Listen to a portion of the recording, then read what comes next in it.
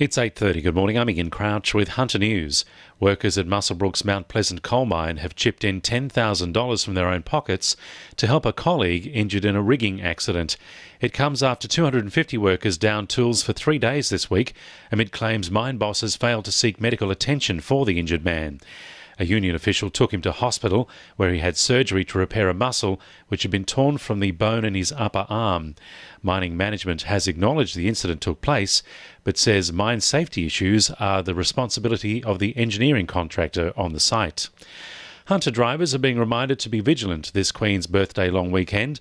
Double demerits are now in place as part of Operation Stay Safe, which will run until midnight on Monday.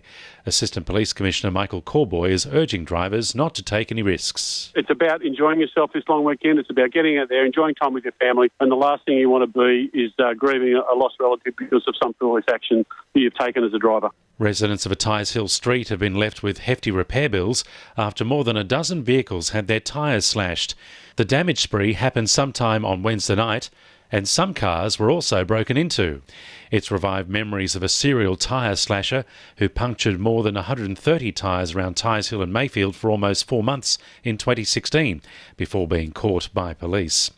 Hunter MP Joel Fitzgibbon has announced his support for a Labor election promise to help independent mechanics. There are concerns manufacturers are withholding information vital to make repairs as cars become more like computers on wheels with emerging technology. Labor's pledged to legislate so independent Hunter mechanic businesses aren't left out in the cold. Joel Fitzgibbon says choice for consumers is crucial for a number of reasons. This is very important for consumers.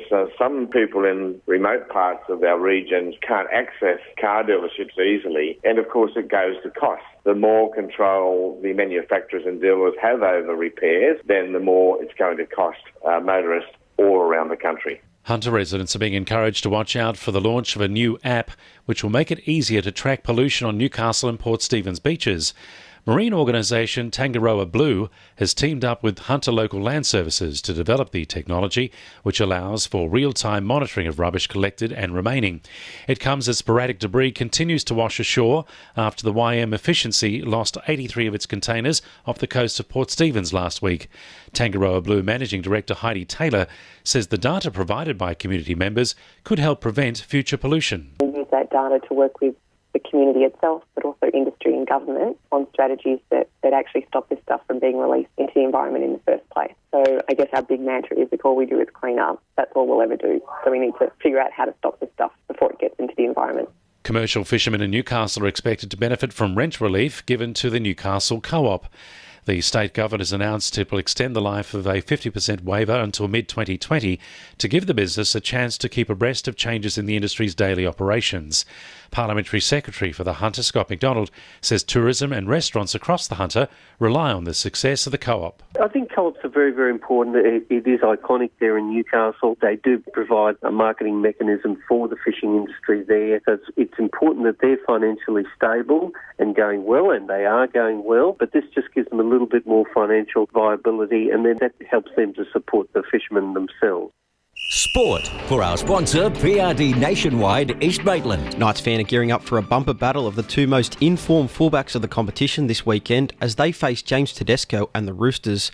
Tedesco was instrumental on Wednesday night for the Blues as he almost single-handedly delivered them the victory. Knights coach Nathan Brown says the battle between him and Ponga will be an exciting one. He plays not only for the Roosters in an important position, but he plays there for New South Wales as well. So, but we've got our own fullback who, we would imagine would figure highly in their plans as well. So, it'll be a great challenge not only for us, but a good contest for Kalen up against Tedesco as well. Meanwhile, prop forward Daniel Safiti will face a fitness test later this afternoon to determine if he'll be right to play in the match. The returning Herman Essa is expected to take his starting spot should he be ruled out. And the Jets now have 2 spots on their roster to fill for the 2019 A-League season after Mario Chabot was given a release to join the Mariners. CEO Laurie McInnes says there could be a possibility for yet another international player with an opening in the squad.